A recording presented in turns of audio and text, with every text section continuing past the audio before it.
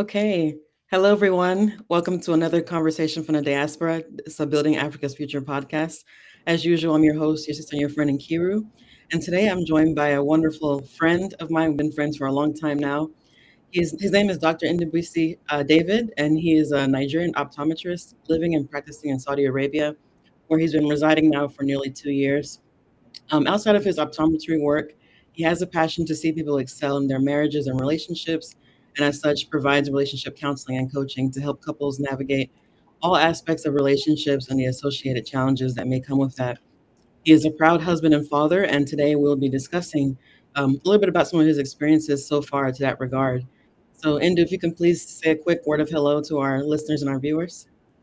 Hello, my name is David, and it's really beautiful being in this episode. Really, I love talking about Saudi Arabia, and I love talking with Kiru. Like, very interesting person to talk with. At any point in time, like, always sweet to talk with you. Thank you, Indu. So you all, once again, we're going to be talking about Indo's experiences, kind of navigating life in Saudi Arabia.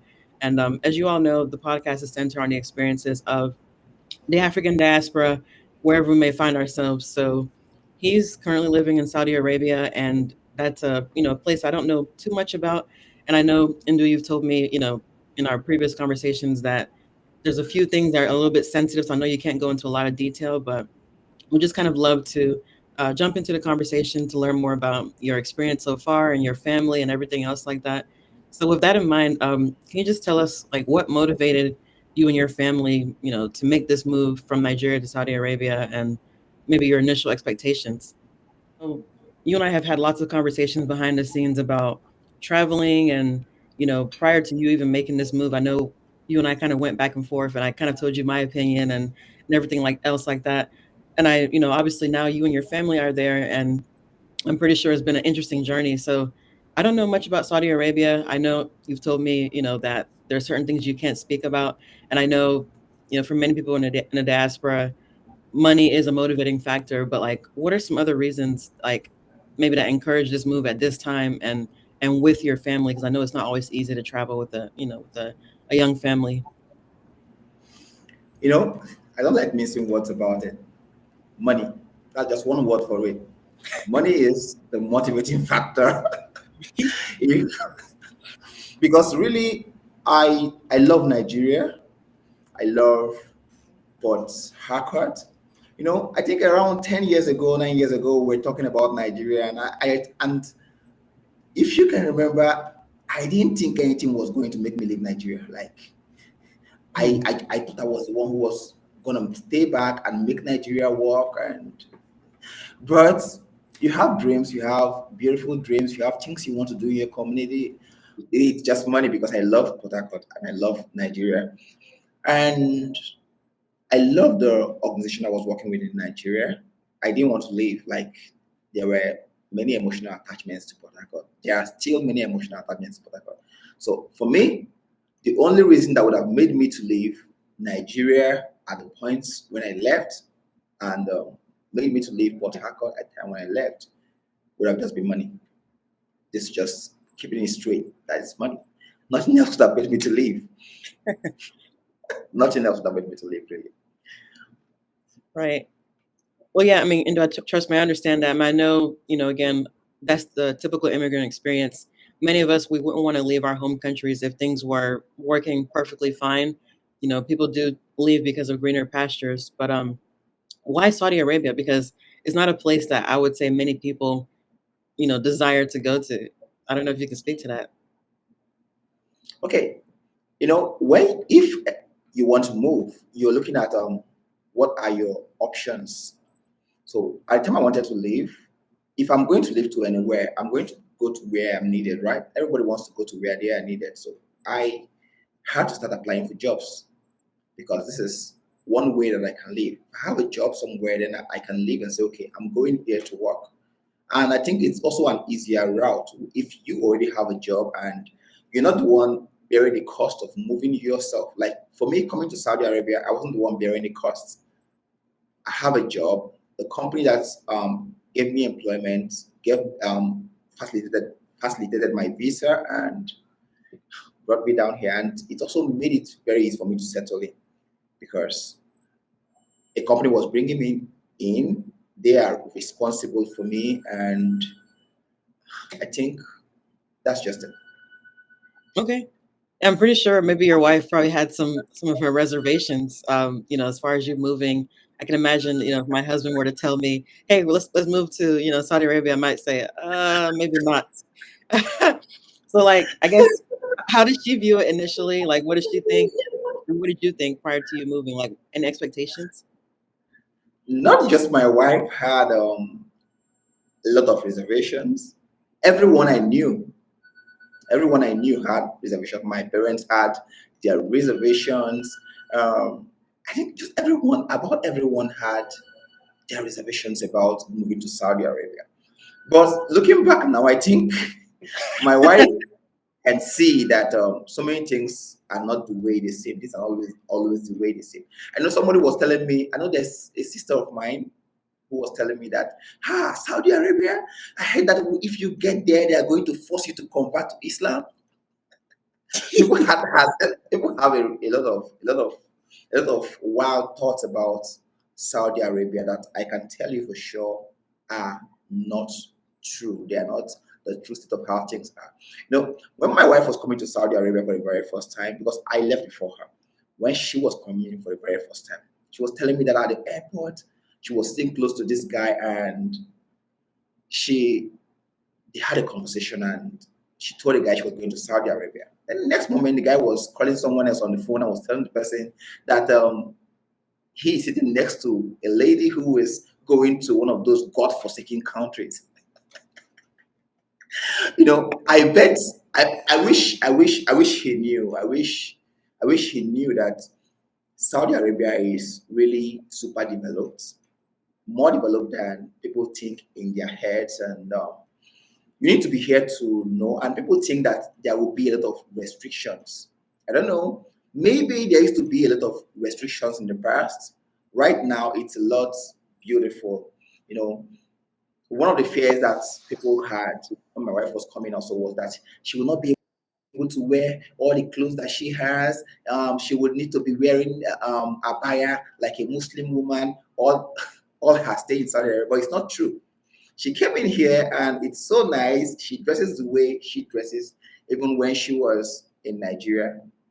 I know that doesn't mean that someone have to maybe, I don't know, dress weird, but for her, even in Nigeria, she has been a moderate dresser. So she dresses exactly the way she loves to dress, even while she was in Nigeria. And I think that makes her happy. But that's not the idea that many persons have out there.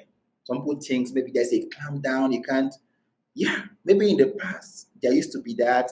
I don't know, maybe before we came here, people, and yes, even after I came here, people were saying things like that. But I've spoken with Saudis who told me, no, these are not the way things are. I know Saudis who don't wear abaya, who don't wear the niqab and cover just the traditional way that they cover. And I asked someone one day, why not dress? I never knew she was Saudi. We just had a conversation. I asked her. She said she was Saudi. I said, you're Saudi? How come? How come you're dressed this way? She said that this is not really like it's a cultural thing, yes, but it's not a law that you must dress this way. There's no law that says you must dress this way, you must wear abaya and niqab. There's no law like that right now. That law no longer exists. What exists right now is very cultural. If your father, if the head of your family permits you to dress this way, then no one is going to stop you from dressing this way. But if your father does not permit it, but for her, her father doesn't have problems with her dressing the way she's dressing. So she's free to come out this way. So these are part of the misconceptions that people have out there. Maybe because they have idea of what it has been in the past. I don't know. Right. I was not here at the time. But right now, Saudi is a beautiful place that I think anybody would want to stay. This is just straight how it is. Nice. Yeah, thanks, Indu. And I can appreciate that as a person who, loves, global affairs, international studies. That's my background. So I can appreciate the fact that, traveling obviously opens your eyes to different parts of the world that you ordinarily wouldn't have experienced. All those perceptions and stuff. Once you get there, you see, what life truly is like. So I love the fact that you and your family are getting to see Saudi Arabia in a different light where many of us might not, kind of view Yeah. it from. So that's really important. It was also very easy for me because from on my part, I didn't have a lot of fears. Not because there would not be a lot of fears when you want to go to somewhere new, but because I already had some friends who are living in Saudi Arabia. So we've had conversations. They've shared with me how life is. So I think it was pretty cool for me wanting to come over, right? Yeah, And even some things that they said, like when I just got into Saudi Arabia, some friends, some Nigerian friends were telling me, see, now you're here, please, it's don't even look at any Saudi woman, don't even look at them, don't look at them. When you see them, just keep your face straight and just be walking. And really, I believe that. So whenever I see a lady, I'll just be looking straight. I can't even turn to maybe look at who she is or, but now I get to see that that was, I don't know what how to describe what it was like believing that you can look at someone. You can actually have conversations with Saudis, the ladies who work with them in the office. You can have conversations with them, but you have to maintain that cultural boundary. You right. don't have to overstep your boundary, but you can sure have conversations with them just the way I'm having conversations with you right now. Yeah, yeah, that makes sense. And what you said is so true. Unfortunately, many people, because of their own fears, they like to project it onto others, and it can really limit you, when you're trying to make a move. But I'm happy that you decided to do this for yourself and for your family, and it looks like it's paying off so far. So that's awesome. Um, so, Indo, I guess for my next question, obviously moving to a new country, can be challenging, especially by yourself, and of course, with a young family, young growing family. So, what would you say? Like, what are some of the adjustments or the biggest adjustments that you've had to make, um, by yourself and also with your family? When you first arrived and when your family arrived, like, what are some of the adjustments that you've noticed? Really, there weren't very massive adjustments. The first real big challenge that I had as a person was moving without my family at first. Moving without my family was not very easy for me to navigate because we've just been married for 2 years, just a very young family. We've been married for 2 years before I left. And in those 2 years, we have not stayed for 48 hours without seeing each other. Like we are always together. I don't get to travel. We don't get to travel generally. Even if she's going to her parents' place, it's I get to still see her within the week. Like I can literally have to go there every day after work, see her before going home. So being apart for I think the very first time we were apart for more than 1 year, more than 1 year. And at the time I left, my son, we had a son, and my son was just what was just 11 months old. So having to leave my son at that point in time, that's not the plan I had for family. I had told myself that I want to be in my son's life every day of his life. I want to watch every aspect of his growth, of his development. I wanted to be there for him. But having to be away, it wasn't very easy for me to navigate, but we had to do it. And there are very emotional moments when he doesn't understand FaceTime. He doesn't understand that we have to talk on video. So when he sees a video call, he's believing that he's talking to his daddy. So if he has biscuits, he wants to give them to me. He wants to pass something across to me. So daddy, take. And I feel very emotional that I can't just reach out and grab that from him. So for me, that was a really big one. Then also missing the community at home. We are really connected to our church family at home. We have this community in Port Harcourt that we had young people around us who we ministered to, having to leave them behind, and okay, wasn't it? Then also when I got here, One major challenge I had was also the Arabic language, having to learn Arabic language because I don't understand so much Arabic right now still. But at that moment I got here, communicating was very difficult because almost everybody speaks Arabic and I can't understand anything about Arabic. So sometimes I want to buy something, it's difficult. You can't communicate with people at the shops, they can't understand you and you can't understand them. Some things you want to do some things. There was a day that was very frustrating for me where there are some government documentation that I needed to do, but I didn't know how to go about it. I went to the office. I couldn't see anyone to talk with about it. I have not seen any of the officials. When I was able to finally see the officials, I was there was a relief because the officials could speak English, but everyone else apart from the officials could not give me directions. I can be asking for somewhere that is just very close, but everybody I'm seeing on the street to ask, okay, this is where I'm going to. Can you help me locate it? They don't even understand what I'm saying. I'm speaking English and they don't understand. And sometimes I have to, there was a time I had to spend money over something that I could have just done online.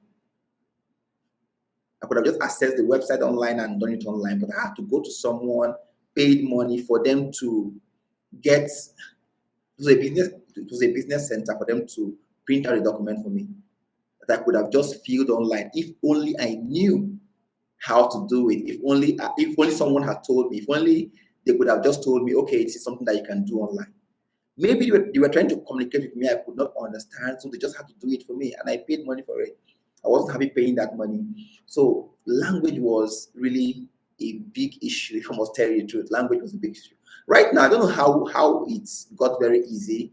Maybe because I can understand a little Arabic, so we can just communicate and I think more people are beginning to understand English also. So either they know little English or they know English or the little Arabic I can understand. So we get to communicate. But starting off 2 years ago, it wasn't very easy at all. It wasn't very easy.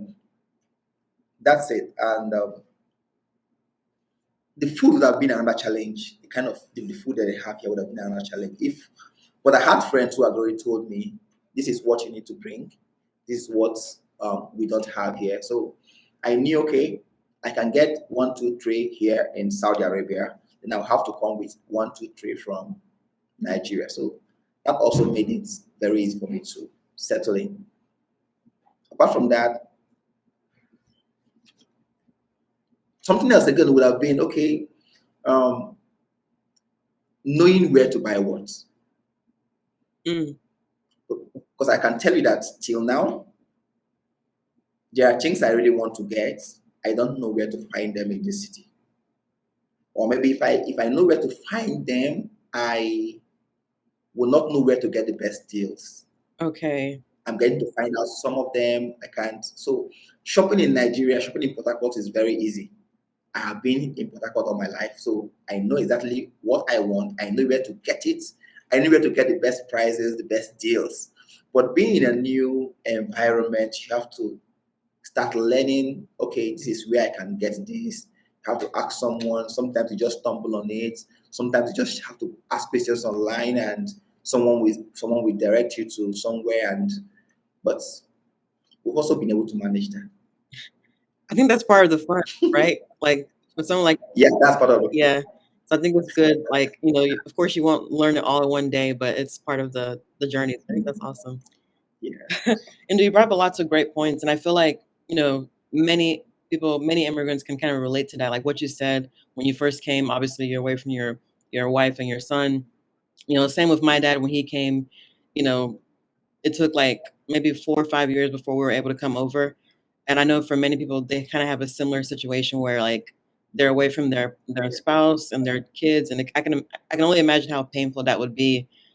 But back then, they didn't have what we have as far as like FaceTime, WhatsApp, and all these other like ways to communicate. They had to like send send letters and Letters. travel home, which of course is not always convenient and everything. So I think thank goodness for social media and everything, at least it makes it a little bit easy. But there's nothing like being together with your family. So thank you for sharing that. Um, so, yeah, go ahead. And did you have something else you want to say? I said, social media makes it a lot more easy, even we connect, apart from just connecting with family, connecting with the community. So Mm, I I can still see what's happening in Port Harcourt from Facebook. right. I can actually share my thoughts, still contribute to conversations happening in hometown, Oh and yeah. I think it makes it easy. I can just imagine that how it would have been if this was happening in 1985, Right. and I need to send letters home. Even they won't know if I have arrived or not. Yeah. So I have to get here, then they'll just be hoping that he has arrived Yeah. until maybe after 2 weeks to 1 month, Mhm. they get a letter from me, and they have to read it, understand, then send another letter, which may get back to me in the next 2 months, maybe. Right. That's, That that's won't have terrible. maybe. Wow. I don't know how they coped. Really, I don't know how our Right. parents coped, but I know. I guess they were born for that generation. That's true. That's true. Wow, and you actually said something that's very powerful, and we're gonna discuss a little bit more later. You mentioned this notion or this sense of community, which obviously is extremely important, both while you're abroad and of course back home. And again, the beauty of social media, being able to still have that feeling that you're still connected. Like even you and I, that's how we connected. When I traveled to Nigeria Yes. for the first time, in my adult life. When I came back, obviously I really wanted to connect with people back home and kind of learn more about Nigeria for myself as, as a 21-year-old as of that time.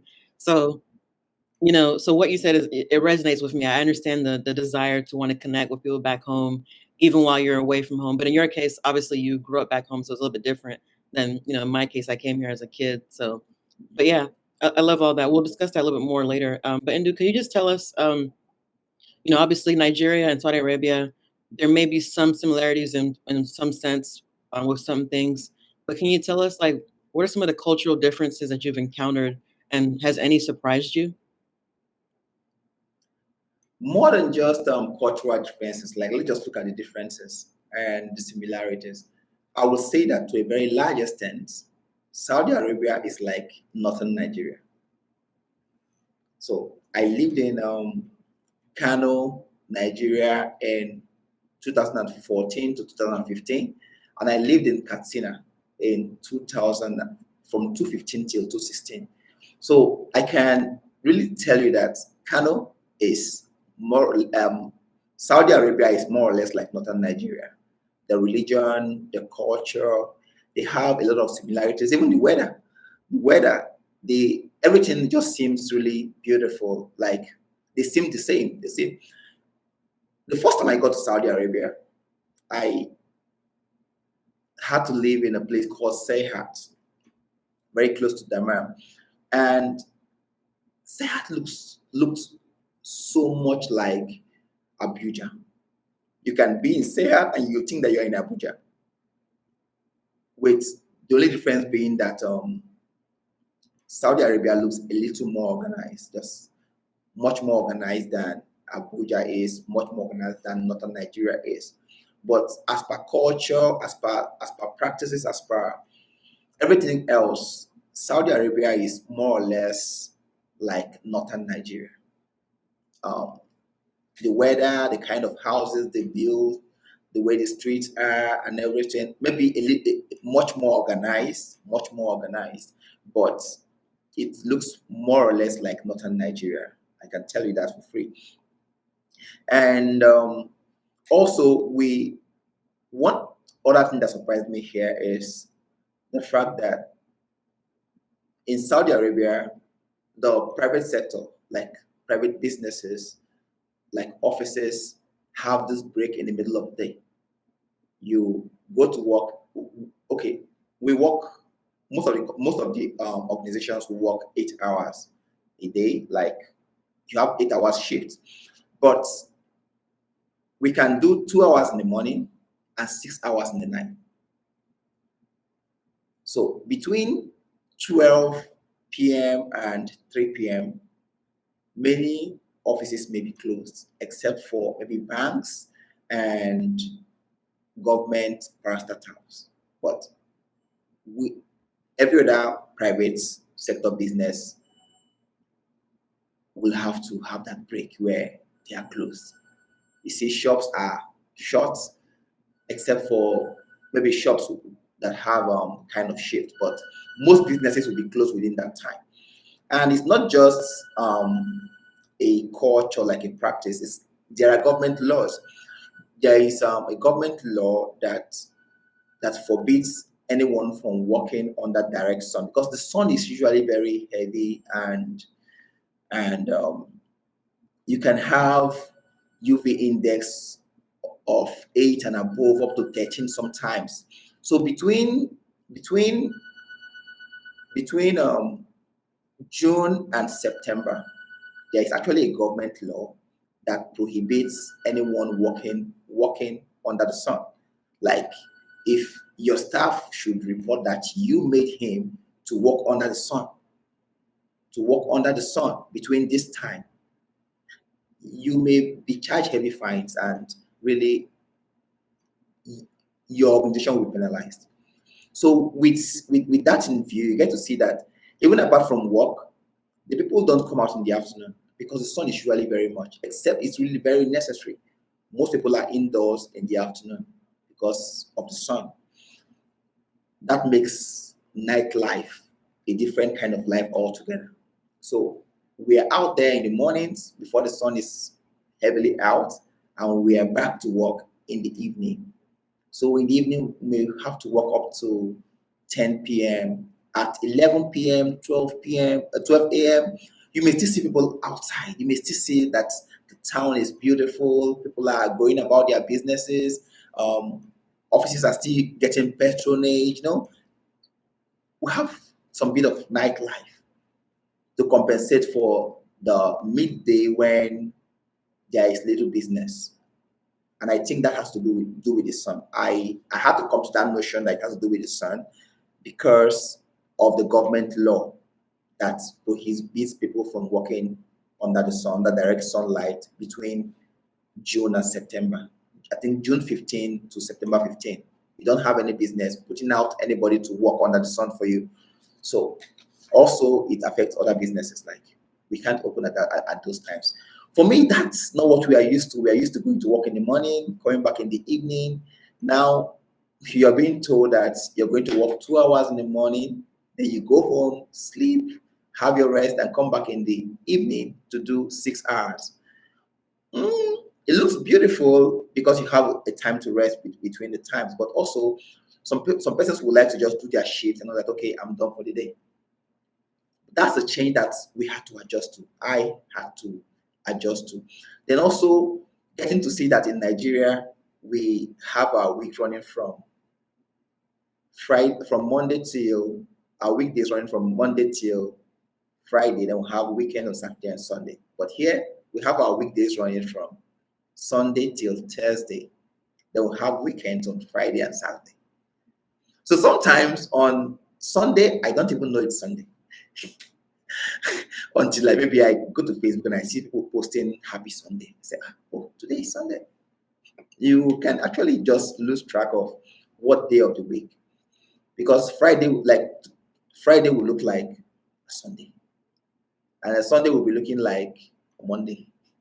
So that's also an adjustment that we have to make in our heads. Sometimes you just have to check your calendar to track what day of the week we are in. Because from where you're then what's the times in this place.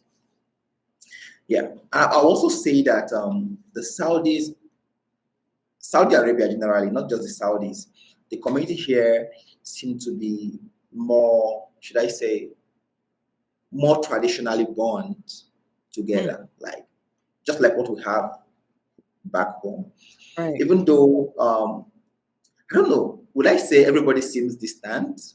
Everybody appears to be distant, but still there are some cultural values that are still there, and people look out for each other. And Saudi feels like one of the safest places to be in the world. Mm. Really.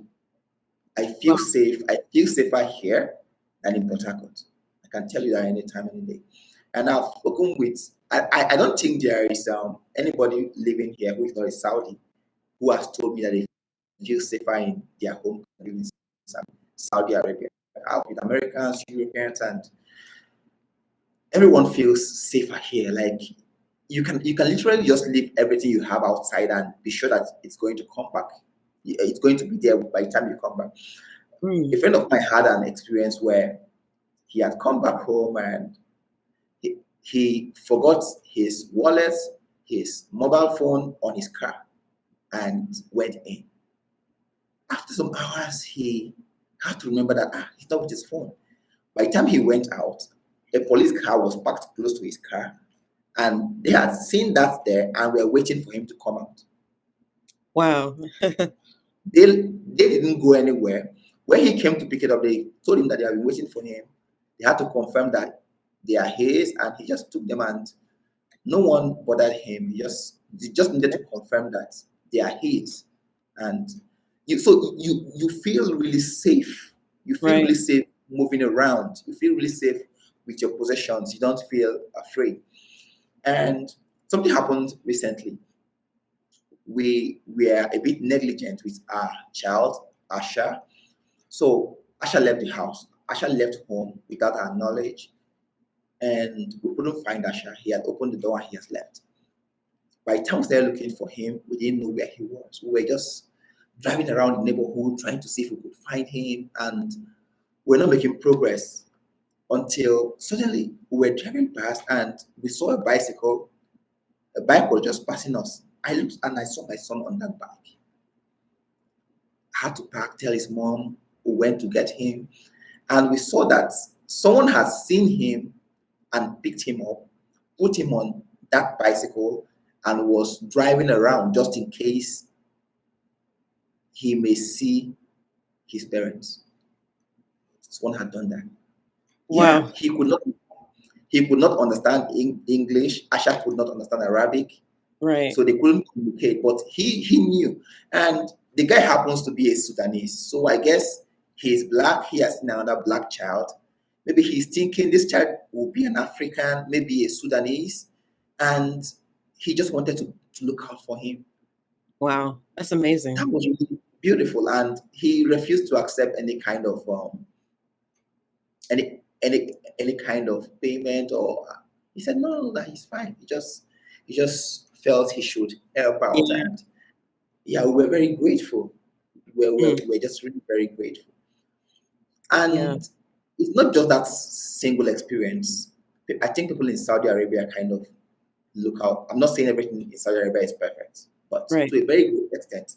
And when it comes to feeling safe, feeling safe, I think Saudi Arabia is the safest place in the world. I've not been to everywhere in the world, but I Right. can just make that Right. claim. Yeah, thanks, India. Man, no, wow, that's powerful. I'm happy that obviously you're able to retrieve your son and everything. I know a big part of your brand and everything that you do for couples and families and everything. You want to counsel them and talk to them about different things they may be going through. So with that in mind, um, I know raising a young family in a new country can be both exciting and challenging. So I know you've kind of given us a few examples, but can you share some of your experiences, with your young family and in a new Mm. country, and any lessons that you learned along the way? You know, I often say that when marriages move, that I often say that every marriage, every family is immersed in the culture. So what's happening in the families, what's happening in the marriage, is being affected by the culture that surrounds it. The cultures kind of have a way of seeping into the family, the marriage, and that's why when people migrate from one culture to another, there is that culture shift that can actually shake their marriages and make things really difficult, maybe very inconvenient for them. But I think Saudi is a bit different because Saudi is a much more traditional place. Like Saudi is should I say old school, and in a very good way. Saudi is quite traditional. Saudi is a place where family is really valued, and the man is still the head of the home. That's what I mean by traditional. So Mm, for us, there's similarity with what our African culture. The Arabic culture has quite some similarities with our African culture. So it's not even like there is a transplant. There is no real cultural shifts when we talk about family. There's no real cultural shift. The way families are run in Africa is the way it's run here. But I even think Saudi is more traditional than Southern Nigeria. It's closer to what we have in Northern Nigeria, but I think Saudi is more traditional than what we have in Southern Nigeria. So I think it's beautiful here. The as a man, you're the head of your family, so I think maybe I will love it more here. interesting indeed. Maybe It, may just be my may just be my bias. okay, okay, I May can just be my understand. bias. Okay. Okay, so pretty much you would say that it's almost like there's no real difference so far from what you've seen. Yeah. Okay, okay, that's fair. That's fair. So kind of in that same kind of notion with family, I know, and I know we talked about this a little bit earlier. Like moving to a new country, just because you're in a new country doesn't mean that you stop being, who you are as far as your cultures and traditions. I mean, of course, there are some people that may try their best to kind of get away from that, but would just kind of love to know: are there any ways that you and your family have tried to kind of maintain some cultural aspects, especially with raising your son or anything like that so far? Hmm. I would say personally, I am not like full blown traditional.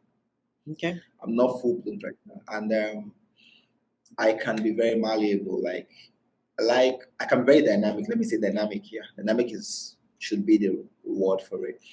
I'm very dynamic. I want to fit in when it's really necessary to fit in. I want to make adjustments when it's really necessary to make adjustments. So I would not say that I have really found anything. First of all, nobody is stopping you from living the kind of life you want to live, raising the family the way you want to raise. Nobody's really interfering in how you want to do your thing as a family. So, and Nigeria have different cultures, even though they are similar. I am Igbo. My wife is Ogoni from River State. So we have these differences in culture, slight difference. We have differences in culture. So what culture is my son going to adopt? What culture am I going to teach him? Mm, Except for the values, like okay, these are things we respect as a people, as a culture, and I'm also very intentional about knowing that it's not really about my culture per se or the mother's culture. It's about we as a family having our own culture, which will be a fusion of her culture, my culture, and a little bit of adjustments to fit it into what we have in a present day world and how we are able to adapt to whatever environment we find ourselves. So, in as much as I would love my son to speak Igbo, I would have loved him to speak Igbo, but how the, I don't I managed to speak Igbo to him, but I don't see him getting to understand to speak Igbo because the mom can't speak Igbo. Neither can she speak her own local dialect, Ogoni. So we end up speaking English at home, and English is like our lingua franca. Even though I would have loved him to speak Igbo really, but we can't do that. Then we have to cultivate the habit of praying as a family.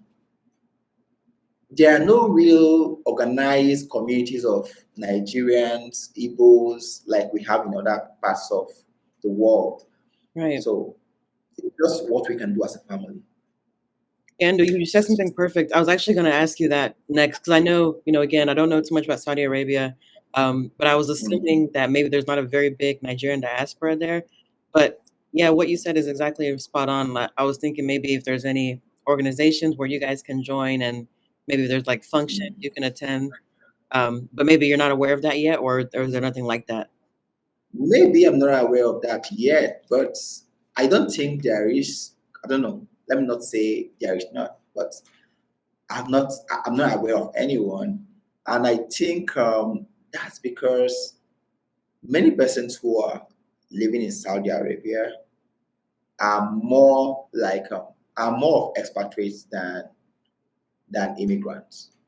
Okay. So many persons who are moving to Saudi Arabia are moving to Saudi Arabia strictly for work. Okay. You're here to work. And at some point, you know that you're going to leave.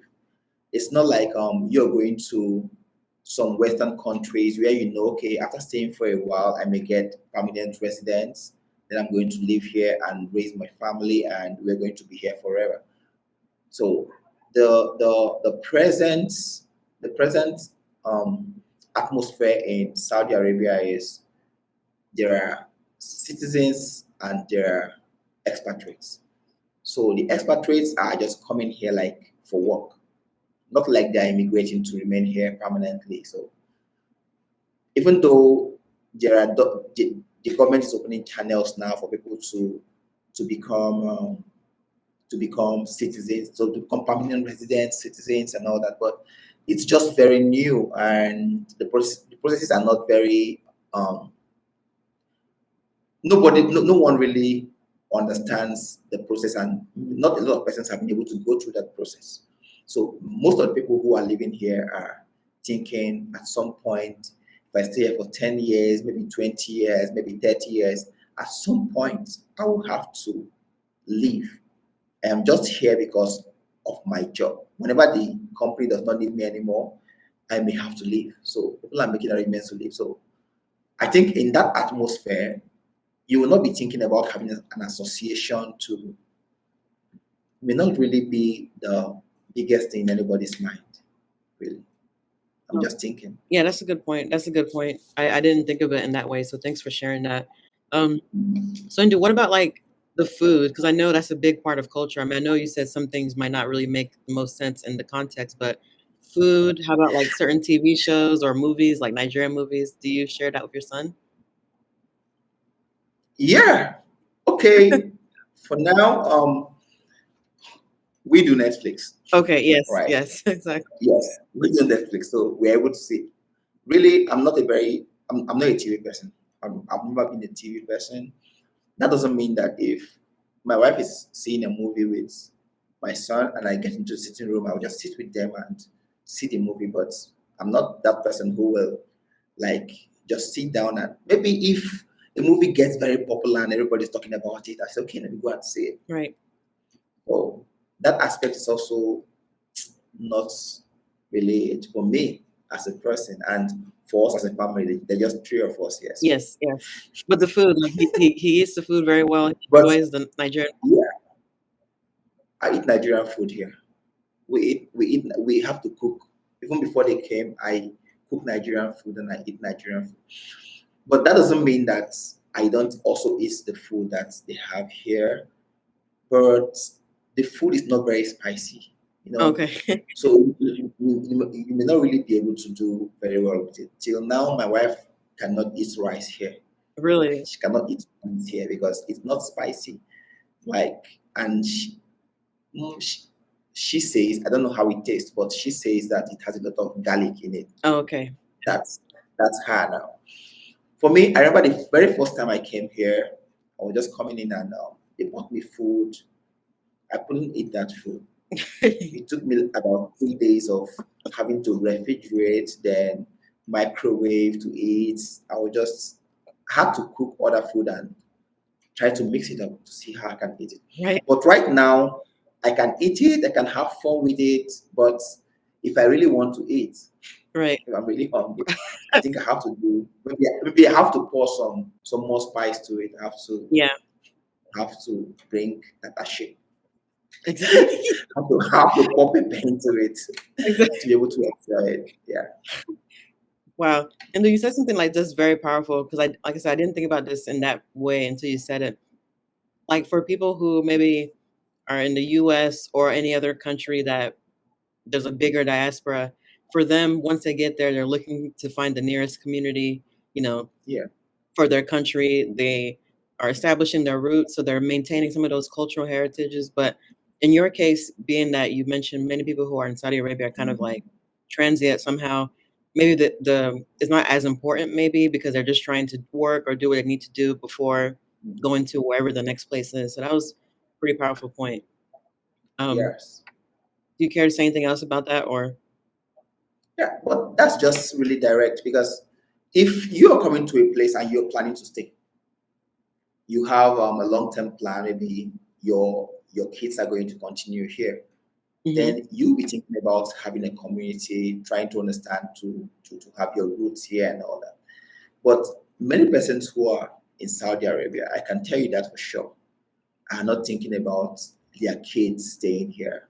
A lot of persons live here and work here. First of all, you can't even you can't many persons will not just say, I'm going to Saudi Arabia to live in Saudi Arabia. You're coming to Saudi Arabia mainly because you have a job. A job is bringing you down here. So you came here to work, not necessarily to remain here permanently. Yeah, some people get visas to come here and do business. Okay. So if you have a business, maybe you will start thinking about staying here permanently. But if you have a job, it's your stay is attached to the job that you have. So if you are no longer working, there is nothing else you're doing here. You want to leave. Even though personally I love the place and I would love to stay in Saudi Arabia, like I would love my kids to remain here in Saudi Arabia and just have a life here in Saudi Arabia, but it doesn't seem like something that is really I don't know what word to use, but it doesn't look like something that just comes on a platter. Like that is very easy for you to access, for you to navigate. So if you are thinking the highest I'm going to stay here is 30 years, and That's a that long is time into 30 30 years is a years, you long. really stay here for very long. Yeah, 30 years is Yeah. quite long. But really, some persons want to stay here and have a family in Nigeria, have a family Mhm. wherever they are. So I know persons who have been here for 25 years, 30 years, and they are still planning that they are still building their family back home, knowing that they are going back home. Right. So at that point, I don't think you want to be thinking about having an an association of what do you really want to achieve, right? Maybe you can have that and just share values, encourage each other while you work here, and just to make yourself feel at home Mhm. while you work. But I don't think that is what anybody who knows that their stay in Saudi Arabia is transient wants to do. Right. Yeah. Maybe No. if we're planning to stay here permanently. Right, right. That makes sense. That makes sense. And I mean, all these questions are kind of going in line with the same thing, which is the sense of like identity and belonging and everything. And I know that's obviously important for immigrants, especially, but for anyone really, like when you're in a new environment, whether it's a new city or a new country, or just, in your case, obviously, a new country, a new culture, like how do you find maybe or identify maybe how you belong in your new place and what your identity is? Like, how can you speak to that a little bit? Yeah, I think I've already talked about that already. That here, right, you know that you're an expatriate. You know that you are an expatriate. So, and being an expatriate, it's like you are a pilgrim. Mm, That at some point you're going to leave. So you have your home in mind, you know. But that aside, Saudi Arabia seems like a place that is very welcoming. You get to right. see different nationalities. Like, um, it's not like okay, you know, when you are in Nigeria and someone asks you, people will hardly ask you where are you from in Nigeria. You hardly Hmm. get to see somebody asking you where are you from. And if they ask you where are you from, they're asking you what states you're from or Right. what tribe you. Yeah, I am Igbo, Hausa, Yoruba. So Someone may not even want to ask you that because they may already know where you're from before. Yeah, They by just your start name or saying, something. yes, Yes. by your name or something. Yeah.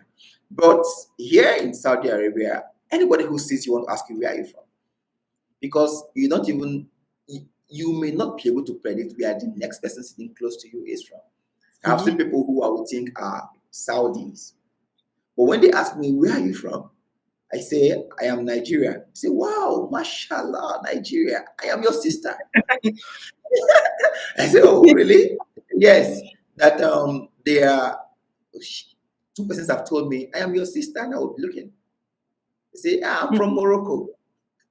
You Wow. know, so you get to see Moroccans, you get to see Egyptians, you get to see Filipinos, Indians, Pakistanis, and we all live together, we all work together.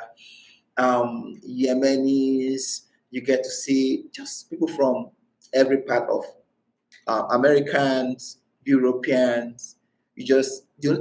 I've not seen a Chinese person in Saudi Arabia. I know there will be, but I've never encountered a Chinese. And that's about the only nationality I've not seen in Saudi Arabia. Apart from that, Saudi Arabia seems to be like a melting pot of different nationalities. Yeah. And you feel like, you kind of feel like you belong Hmm. because different persons have different ideas, different experiences. But for me, I think it has been a beautiful experience. Um, maybe because most of the people you encounter will also be expatriates, Right. and also because there are black Saudi, there are Saudis, there are Saudis who are black. Hmm. So some people just get in. They are Saudis. When they see you, they speak Arabic to me.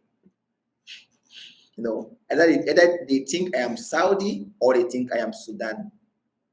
They think I'm Okay. from Sudan because Sudanese speak Arabic, very fluent Arabic. So when they Hmm. see me, Nigeria does not come to mind. They either think that I am Sudanese or they think I am Saudi. They really think I'm Saudi. So it's not very easy for people to just profile you and maybe want to not treat you well. Yeah, I've had maybe one or two not very good experiences, but on a very large extent, I think Saudis are very accepting. They are very welcoming. They're very welcoming.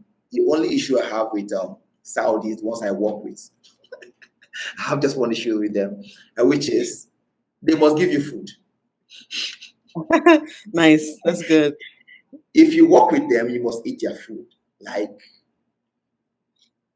I don't know. I don't know. I think it's something cultural for them. If you're working with a Yeah. Saudi, he wants to buy you food. He or she wants to come with food from home, and they want to invite you to eat with them. They want to Mm. offer you whatever. The one that the one that does not bring food from home to offer you will buy food for you at work. Will buy snacks for you at work. Whatever they go to buy, they want to buy for you. They want to Nice. make you feel welcome, make you feel like yes, you are together with us. So, Mm. and really, I'm not really a food person. And when you don't accept all these gifts from them, they don't really Yeah. It's like feel happy. difficult. They feel like Yeah. you're rejecting them. So I'll say, ah. And something else is when you offer them your own food, they may not want to eat. They may not want to take it from you, but they want to give it to you. But they want to give to you. So a friend of mine had an experience where he said they have been bringing food to him every time. So and he wanted them to stop bringing food to him. So what he did was he brought his own food and offered them food, and they said no. His colleagues in the office, since they didn't take his food, he told them, okay, since you don't want to take my food, that means I will not also accept your own food. And that was the end of it. They Interesting. stopped giving him food. But apart from the Saudi food, like the ones that I'm not really comfortable eating, although I eat some of them right now, initially I couldn't eat them. That was the reason I didn't have to. I couldn't accept those food. I know I'm not very familiar with eating them. I prefer food which is very pepperish, very spicy. Right. So, but you can't refuse the snacks that they will buy for you. So those ones I just have to accept that. But I think it's just their way of saying you are accepted, you're You're welcome. welcome. Yeah. Yeah. And initially, when they ask you, where are you from? I used to feel offended. I used to feel like somebody wants to profile me, Hmm. I don't know how to. But later on, I got to understand that they sincerely want to meet you, especially because they speak English and you did not respond. They speak Arabic to you and you did not respond in Arabic. So they know, okay, this person is not Saudi, it's not Sudanese. So they really genuinely want to know where you are from. Yeah. Yeah. Even though And I've had people who ask me where I am from, and it didn't feel like they were asking for a very good reason. hmm. Like that person was not Saudi. I think would have been a Bangladeshi or a Pakistani. Okay. I went to buy something from this shop, and the guy was asking me, "Where are you from?" I said, "I'm Nigerian." He looked at me, "Oh, really, Nigerian?" Then he looked at the wristwatch I was wearing. He asked me, "What's the brand of the wristwatch?" I told him. He asked me, "Is it the original one?" Wow, that's an inappropriate question. Like, I don't understand. Like, why are you asking me that? Mm. Then he looked at my phone. I, I think maybe he would have wanted to ask me if it's also an original iPhone. I was offended, but I didn't show it. I just smiled and I walked away. Hmm. So that was actually him trying to profile maybe because I'm black and he's thinking, what kind of job is he doing? They asked me, what job do you do? Hmm. Then there was also Wow. another time that someone this was a Filipino. I went to this shop to service my car, and he was asking me, "Where are you from?" I said, "I'm Nigerian." I said, "Okay, Nigerian. What do you do?" Optometrist. Said, "Okay. What's your salary?" Oh my gosh. Really? Yes. How'd that take concern though? Like, how does that? What does that have to do with servicing my car? Exactly. Like, you think I am not like no, no, no, no, no. I didn't really feel happy having to answer those questions. Then this one happens today. And this is the first time that a policeman will stop me and ask for my ID. It has never happened before. Each time I am stopped, when they ask me, "Where are you from?" I say, "I'm Nigeria." I say, "Oh, Nigeria, good country, good country." You know, but today he was already asking me to get my ID before he asked me, "Where are you from?" I said, "I'm Nigeria." He said, "Oh, good country." But still, he wanted to see my ID. And I passed him my ID. He looked at it. He asked me, "What do you do?" I told him. He said, "Oh, you are a big guy. You're driving a small car." Interesting. So really, maybe he's expecting that if you're an optometrist, this is the kind of car you're supposed to be driving. Mm, So different persons have different expectations, that's true. but generally I would say it's really a welcoming environment. You feel respected. I don't know about Yeah. anyone else, but people have different experiences about the Arab world. Mm. But I think my experience, I've really felt respected by the people I work with, by the people I work for, and I really felt accepted here. I love that. You know, I love that. of the kind of people I enjoy my work here and my stay Awesome. here. Yeah, and I love that. And I think one thing that you said that I can pick on is about that is really just that immigrant experience that we all kind of, experience at different points. At that question of, where are you from? Like even now, in my childhood, in my early 20s, and even at this point, when I'm asked that question, like for immigrants who are living in the diaspora, it just triggers a few things. Like, are you asking me that question because you want to know Yeah, where my name is from? Like, or if there's an accent, like, why are you like? all those things that you kind of felt like, why are you asking this question? For me, I typically don't have an issue answering. Um, and and I guess to go back to the question, like how that identity or that sense of identity changes or evolves over time.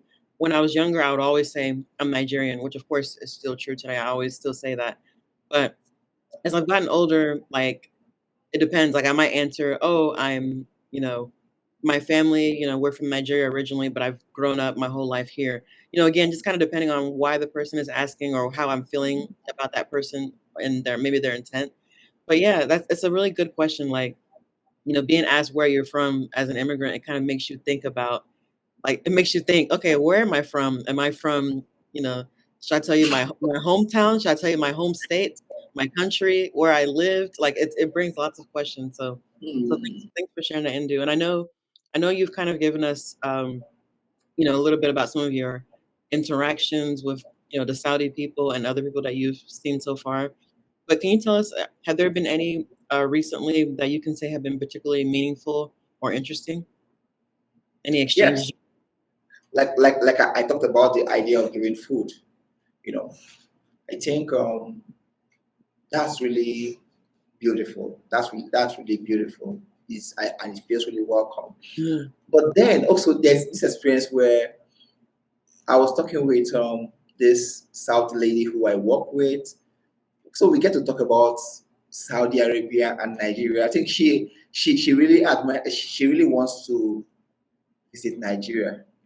She's been visiting different countries and she's thinking maybe she should visit Nigeria and all that. But one thing she told me that really struck is that in Saudi Arabia, they also pay dowry, like just like we pay dowry in Nigeria when you want to get married. But in Saudi Arabia, the dowry is not paid to the girl's father. The dowry is paid to the lady herself. So if you want to marry a Saudi lady, you have to pay her. You have to Mhm. pay dowry to her directly. She's the one eating her money by herself. You know, I think I shared this with our Nigerian community, and some persons were just saying, "Wow, that." Some ladies were saying that they want to marry in Saudi Arabia, because they want to have their money for themselves. You want to receive your own dowry because if you're going to see Shege in the marriage, let it be Exactly. that you are taking money you are seeing the Shege for the money that you collected. Like, Mhm. yeah, but I think it's something different from what we have in Nigeria, where the I used to think that they are exactly like northern Nigeria, where in northern Nigeria, the girl's family make a lot of investments into her wedding and her marriage. Mm. But in southern Nigeria, the man has to pay dowry to the parents, to the family, and all that, especially in Igbo land. But here, you have to pay to the lady, and she told me that the price is between um 30,000 to 50,000 Saudi riyals. That's like around 8,000 to 14,000 US dollars. Wow. So, so to the lady, she can choose to give you a discount. She can choose to maybe take something a bit lower. Or maybe if you have so much money, she can choose to make it a bit higher. And you still have to fund the wedding and all that. So I think it's something different from what we are used to. Um, that's the Saudi side. And I also had to talk with an Indian guy who told me that he got married and he never saw his wife till they got married. He Interesting. never saw his wife, like not even a video call. In fact, he never had her phone number till it was close to that. Till they were already planning the wedding. So his parents made all the arrangements, talked with the lady's family, they made an arrangement. Every time that he spoke to her through the mobile phone of one of her siblings. She has a phone, but he never had her phone number directly. He spoke to her through other people until it was time for the wedding planning. They had to speak on the phone. He got her phone number and they spoke on the phone to plan the wedding together. But he never saw her, not even with not even on FaceTime. Never got to see. until the day of the wedding. He said he got into the room, everyone was greeting him. Just from the voice, he knew this is the lady. And they got married. So that's also something really different from what we are used to in Nigeria, where we are almost Western now. You get to meet the person first, talk with the person, and you're the one taking the person to your parents. So I think over there in India they have they still have this traditional way where the parents still make arrangements for the weddings, and I think it brings some rich traditional views to what marriage is. And like I said, we have different cultures here at the same time, and we're all surviving, we're all living together. And that's beautiful. Right. I love that, Ndu. Thank you so much. And I know you've shared lots of great stuff during our chat together.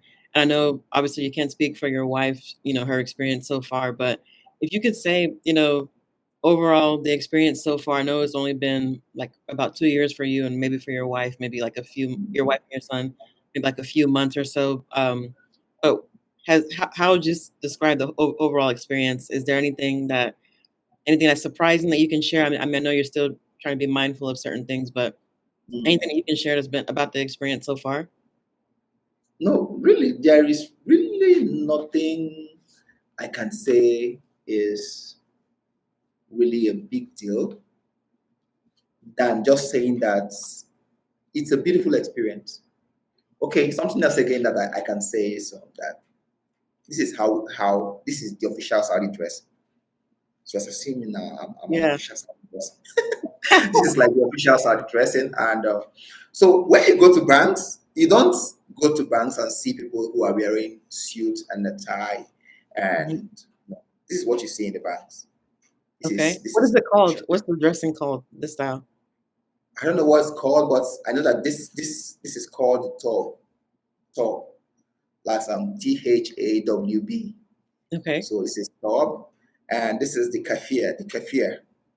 This Nice. cap is the kafir, and this is the igal. So this is traditional Saudi. Most of the men you're going to see on the streets are Hmm. dressed in their top. They may not have the kafir and the gal, but they have top on, and it's just like a normal dressing, and it's official. It's official. Just like in northern Nigeria too, the kaftan is official. You can actually wear the kaftan to work. It's official. So here also, if you're wearing this, if you're dressed this way, it's like you're wearing this your suit, beautiful suit, and your tie. You know, so that's also a beautiful one. But I think my wife's experience has also been really great. Something else that I also saw here is that they don't have okay, the mom is just beginning to have a bus system. If not before now, everyone in Saudi Arabia seems to have a car or at least can afford a taxi. Hmm. So we don't have buses. You either have most people will have a car or you just do Uber. But now we are going to have a bus. I remember I had to board the bus, even though it's also quite new. I think it's less than 1 year or maybe less than 2 years that the bus system began to come on. So it's not Hmm. something that I'm used to. But before now, in this town, we don't have metro bus. We don't have metro bus. So and it's just pretty cool. As against what we have to take the buses, very rickety buses and all that. But I think it's cool here. Yeah. That's something I can say. And I can also say that the people here are more religious tolerant than what we have in Um, northern Nigeria. That's another surprise to me. Yeah. I've Hmm. said that many times. They are far far more religious tolerant. Maybe because there is no direct threat like They know that you're not a threat to their religion. You're Mm, here to work and you're doing your thing. Maybe because people in Nigeria feel okay, there is this divide between Christians and Muslims. I don't know. Maybe that's, but here I think they are more tolerant than what we have in Nigeria. There are things that happen here. Okay, I have a personal experience. I think I've shared this with you before now, where it was during Ramadan. I'm not supposed to eat in public during Ramadan. They know you may not be fasting. They know you may not be uh, Muslim. a Muslim. So, but even if you're going to eat, you should not eat in public, and everybody knows that. So there was a day that I wasn't just myself. Like I lost thoughts about where I was, what was happening. I didn't even remember that this was Ramadan. I was eating in public. Someone just came there and he had to remind me, do you realize that everybody around you here are Muslims? I quickly woke up to the realization that, and I apologized. He said, no, no, no. He just knew that something was wrong. I said, yeah, I didn't think about it. And I apologized and they were happy. They just shook my hand. I said, no, Lash, don't worry. They just cautioned me and that was all. Just not even caution, they just reminded me and that was all. I've lived in Kano. I can tell you for free that if that was in Kano, they will not see it as a mistake. It will not be counted as a mistake. They may not want to even wait for me to apologize. They may not want to remind me, see what you're doing. They may not want to. They may not want to. They may not be that patient. So I would say people here are more religious tolerant, very, very much more religious tolerant. And I don't know. I don't know what that words to use for it, but I think generally, like I've said before, I feel much more safer here. I feel much safer in Saudi Arabia than I would feel in, okay, talk about religion now. I feel Hmm. more safer in I feel much safer in Saudi Arabia than I would feel in Kano. I mean, I know obviously we don't know the future, but I don't know how long you want to stay in Saudi Arabia or whatever your next steps are. But what would you say would be your hopes and aspirations for your family's journey at this time in Saudi Arabia?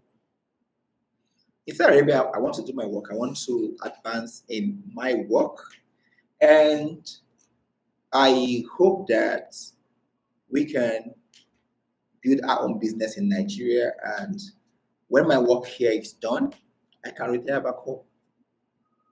So for us, it's a time to really work, put funds together, start our businesses, get as much education as we can get, and retire home at some point. Yeah.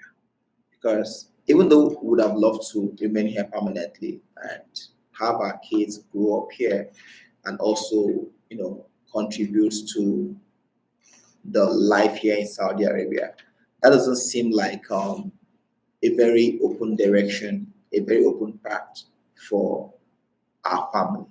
So Okay, what we want to do is live here, do the best we can do to be part of what is happening here, learn everything we can learn, and implement back home.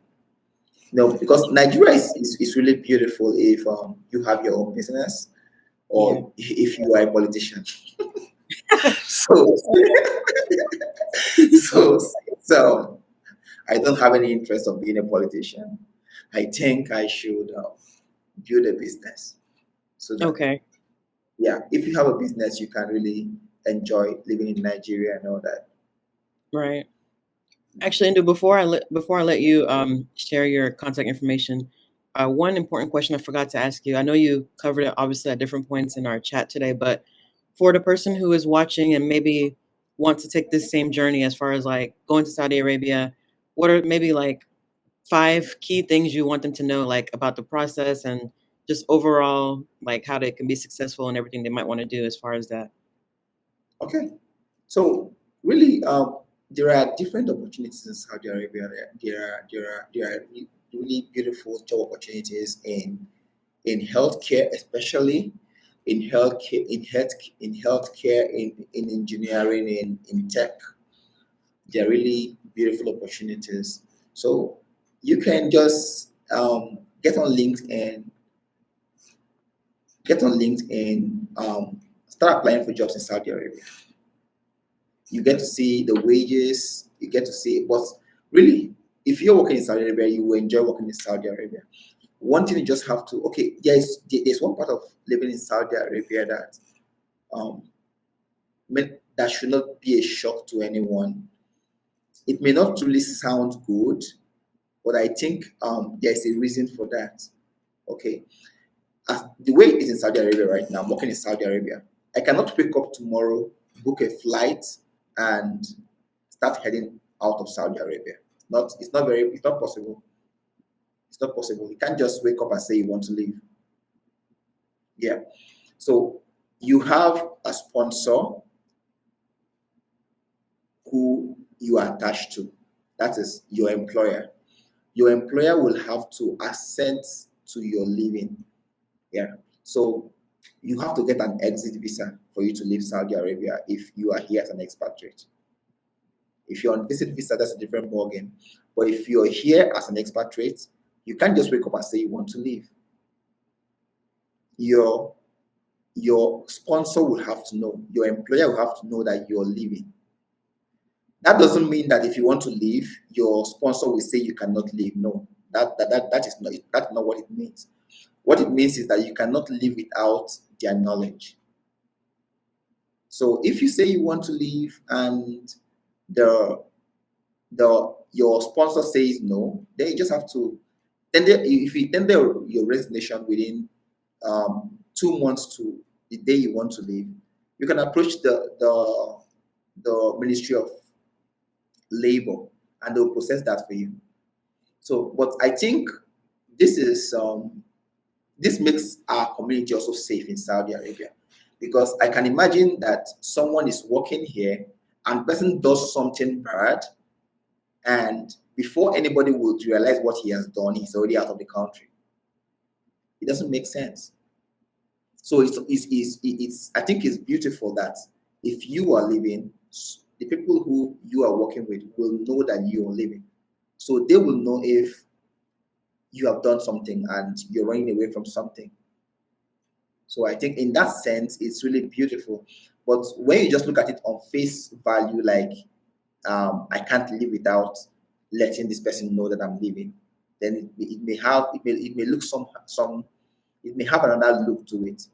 But if you look at it from the point of we have to keep our community safe, there is a reason that many persons say they feel safe in Saudi Arabia. It is because it is actually safe. Okay, and I think one of the reasons that it is safe is because you can't just do anything and get away with it. You can't just do something now and say the next day you're on a flight out. No, somebody will have to know that you're leaving. And if you know somebody will have to know you're leaving, you'll know that you can't just do anything and get away with it. I think that's also a very beautiful aspect of life here in Saudi Arabia. That's I love. Yeah, that may be misunderstood. Thank you, Indu. I mean, it's been an absolute pleasure. I know, obviously we've talked a lot about this and many other things. So just want to give you a chance to let our viewers and our listeners know how they can connect with you and if they want to learn more and also to support, everything else you're doing. So how can they connect with you? Okay, Facebook is the best place to meet me. Just Facebook at Dr. Ndu David at DrNduDavid. Not just Facebook. I think I use that same handle on virtually every social media. YouTube, Facebook, Instagram. I still use same on TikTok, like everywhere. I use that same handle. My email address ndudavid at gmail.com. Ndudavid at gmail.com. I think that's pretty beautiful. Okay, awesome. Thank you so That's much, easy, right? Indu. Yeah, that's Yes. perfect. Thank you so much, Indu. And we'll talk to you again soon. I hope we get to talk again very soon. Yes. Let's talk about favorite question. All right, bye-bye.